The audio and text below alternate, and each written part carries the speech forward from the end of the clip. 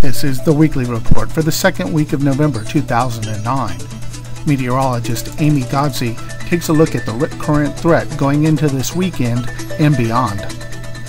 Well, with Ida finally out of our region, we're going to shape up to be a pretty nice weekend statewide as high pressure starts to move into the region and bring us some drier conditions. Not a whole lot of rainfall expected, just maybe a few showers along the coastal areas in the morning hours, but otherwise pretty dry as you head into the weekend and early next week. Our next chance of rainfall looks to be in the middle of next week with the next approach of our cold front. With pleasant weather conditions expected, if your weekend plans include a trip to the beach, we want to remind all Floridians to be mindful of unforeseen dangers in the water, including rip currents.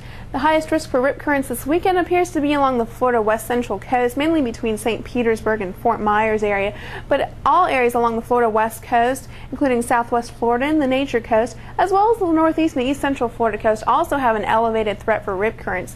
Even areas along the Panhandle and southeast Florida have a low threat, but still could mean that a few could develop over the weekend.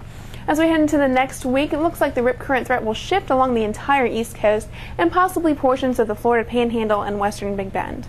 And as always, for more information on rip current threats and statewide weather, you can always go to floridadisaster.org.